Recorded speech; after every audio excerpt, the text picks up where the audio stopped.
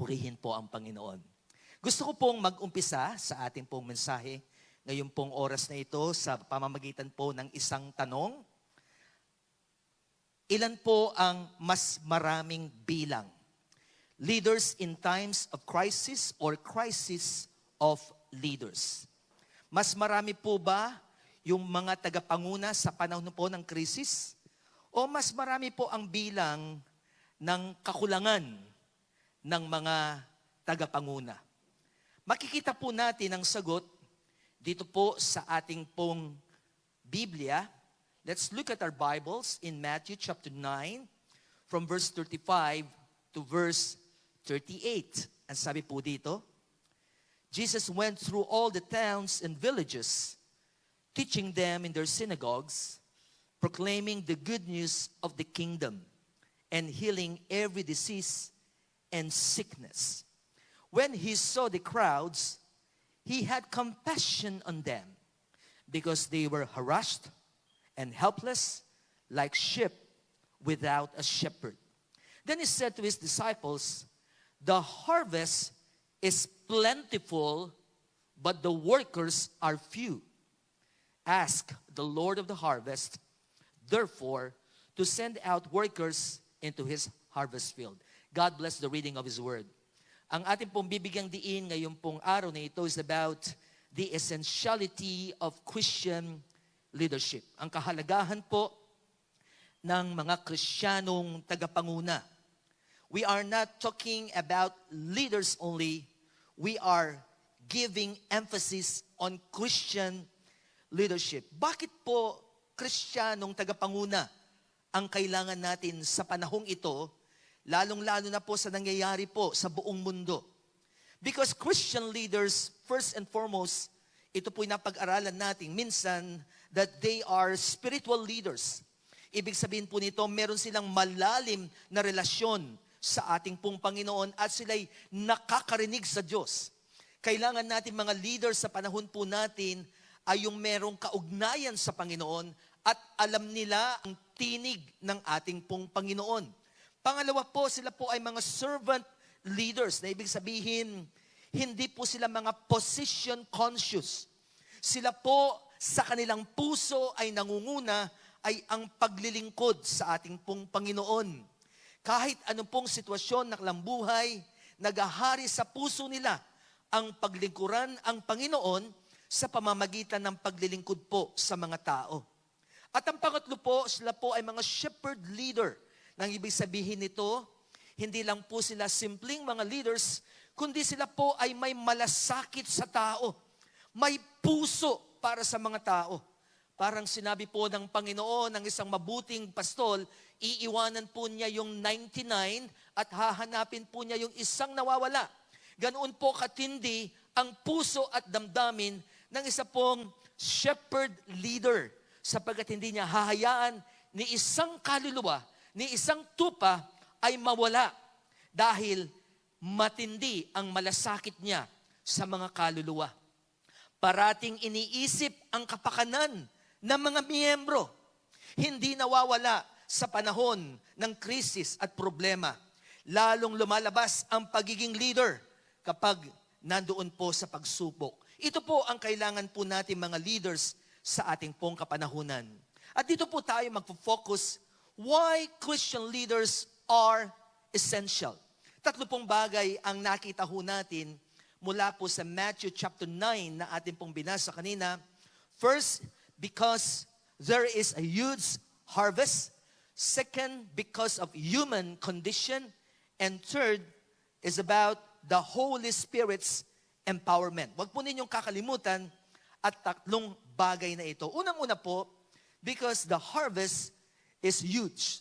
Napakalaki ng bilang ng mga hindi mananampalataya. Ang sabi po ng Matthew chapter 9, verse 37, then he said to his disciples, the harvest is plentiful, but the workers are few.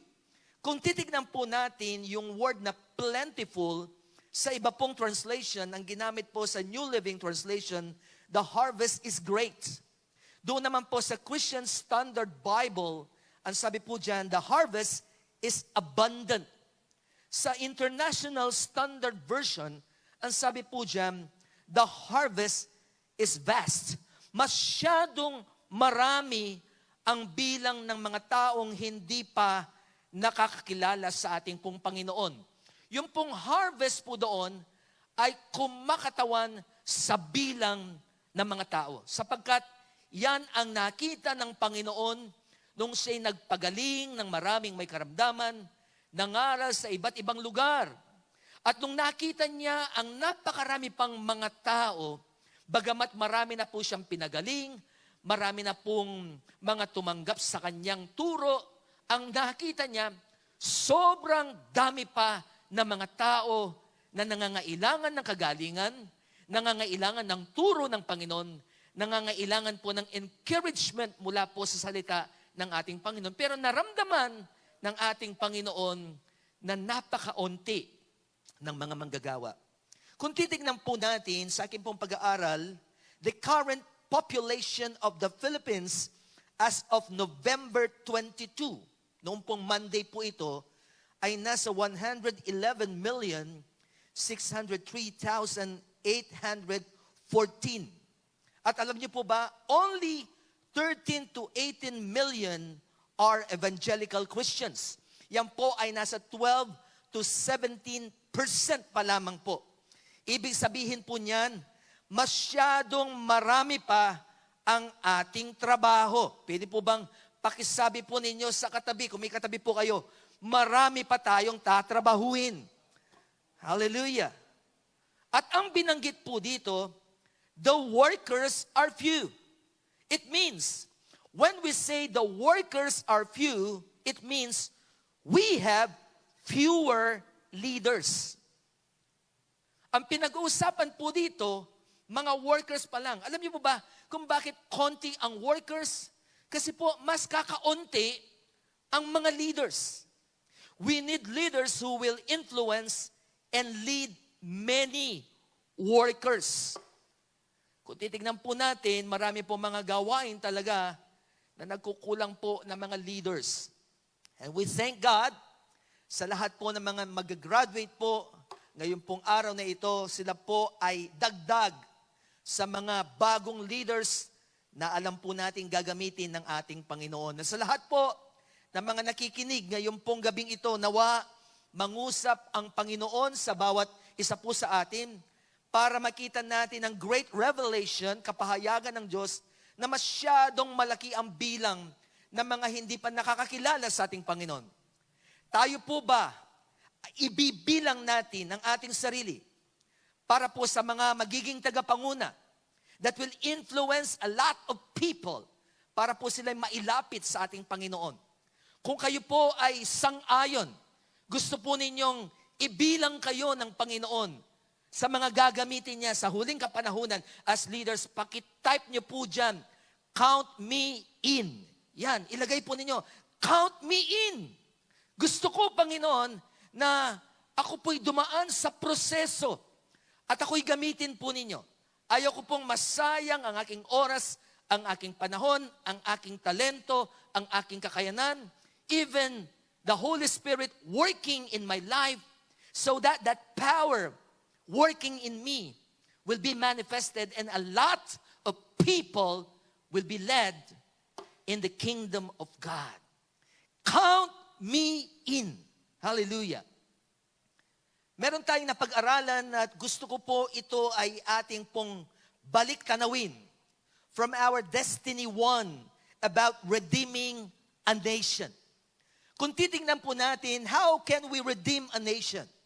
Kung magpo-focus lang po tayo talaga sa paghahanap ng ating 12, napakasimple po.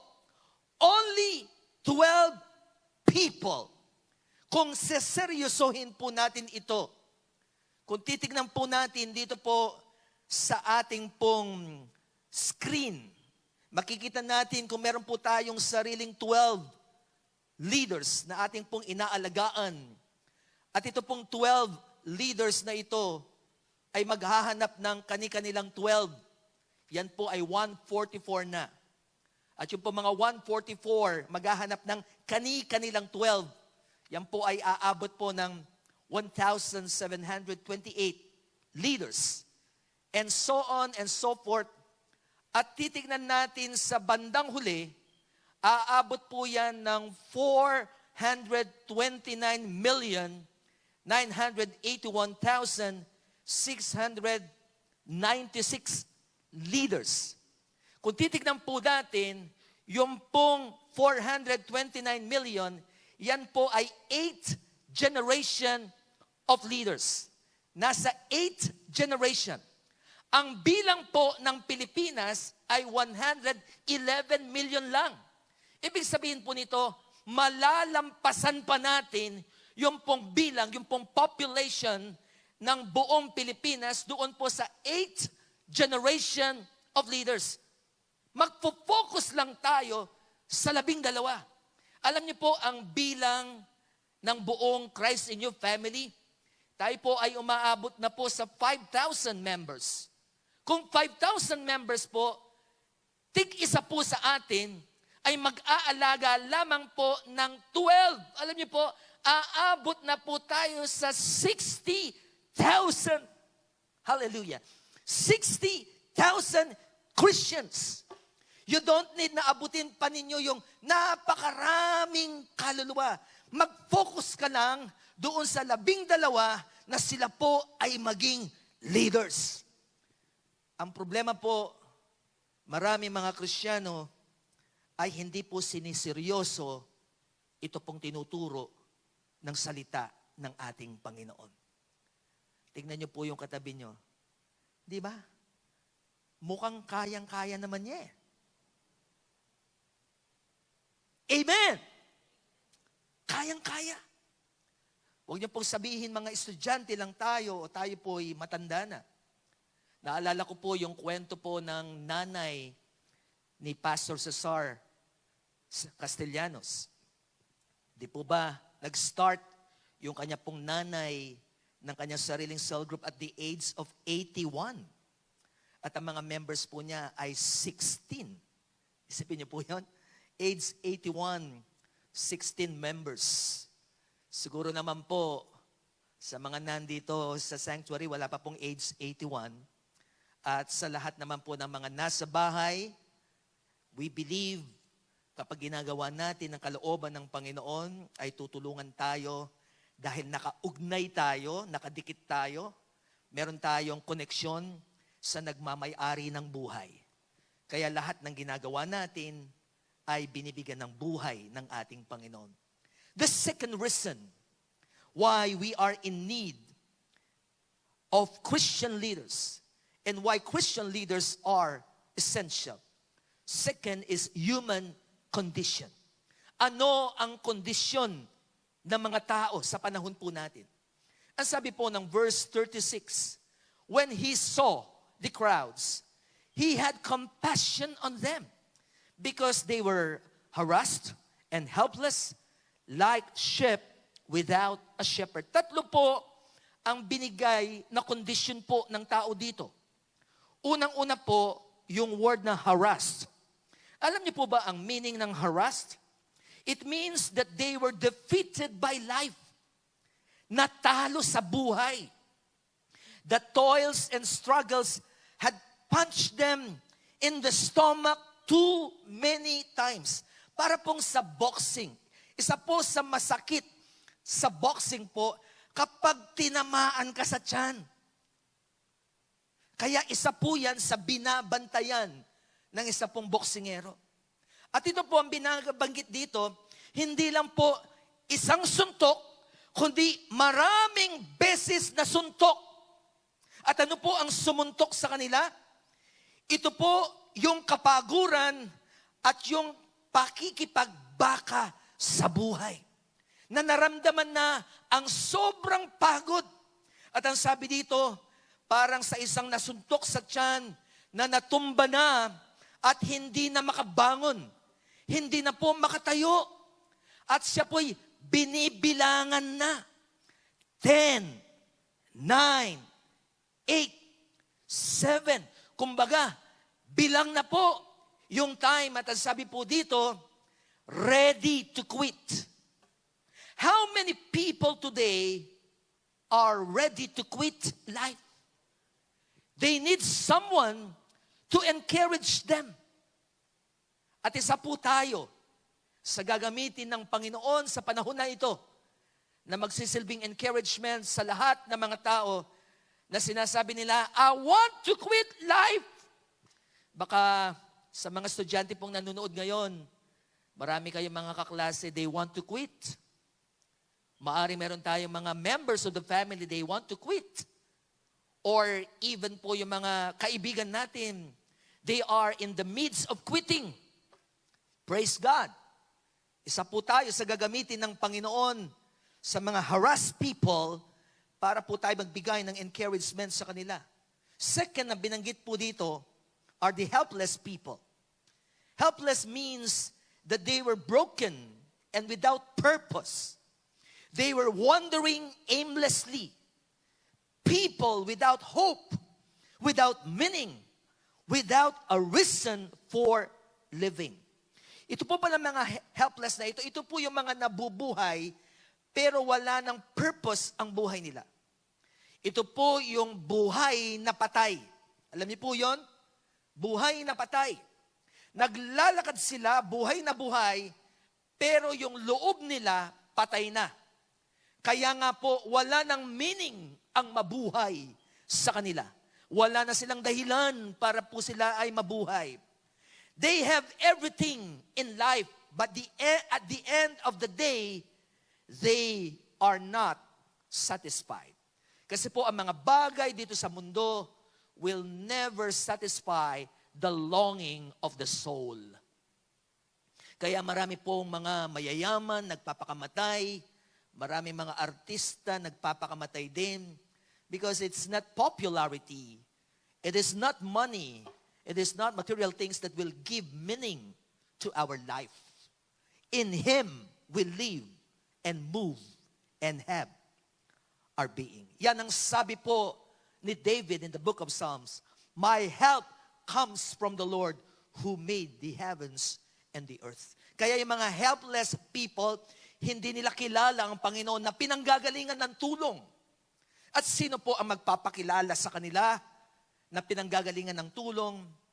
Tayo po na nakakilala sa ating pong Panginoon. Pangatlo pong binanggit po dito, they are like sheep without a shepherd. It means they would follow anyone or new idea or new way, even to their destruction. Kaya linagay ko pong picture po dyan, marami po mga tagapagturo, kung titignan po natin, sila po ay parang mga tupa, pero sila po pala ay mga foxes. Sila po yung mga lobo, nangangain ng tupa. They lead people in destruction. Yung pong mga tao na wala pong mga tagapanguna, wala po silang pastol, wala silang spiritual covering. Walang nagpipray para sa kanila. Wala po silang proteksyon. Wala pong nangangalaga sa kanila. Walang nagtuturo sa kanila. Kaya kahit anong turo, tinatanggap nila. At hindi po nila alam ang katotohanan. Kaya akala nila kung ano yung kanilang naririnig, yun ang totoo at sumusunod sila, and they are being led to destruction. At ang akala nila, yun ang katotohanan. Masaklap, mga kapatid. Marami po ang napupunta sa ganitong lugar sapagkat wala pong nagpapastol sa kanila. Ralph Waldo Emerson was right when he said, people are living lives of quiet desperation. Ito po mga tao, tahimik lang sila, pero alam niyo po, desperado ang kanilang buhay. They are distressed and discouraged. Distraught, ang sabi po dito. They are desperate for meaning and purpose, distraught by the world's lies and heading for destruction. Yung meaning po ng distraught, it means extremely anxious. Masyadong balisa dahil sa kasinungalingan ng mundo at sila po ay papunta sa kapahamakan. Mas marami daw po ang dumadaan sa kapahamakan. Yan po ang sabi ng ating Panginoon doon po sa Matthew chapter 7. They are walking down a path that Jesus referred to as the broad road that leads to death. Di po ba? Narrow is the gate that leads to life. But broad is the gate that leads to destruction. At ang sabi po ng Biblia, mas marami po ang dumadaan doon sa maluwag na daan. Kasi po, kapag maluwag gusto natin. Pero hindi natin alam, ito po pala papunta sa kapahamakan. Marami po mga tao ang dumadaan doon sapagkat wala hong mga leaders na nagsasabi, dito ka dumaan, wag dyan.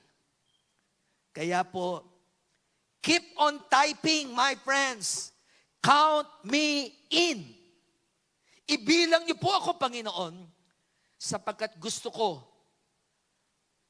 na ako'y gamitin po ninyo to lead people in life and not in destruction.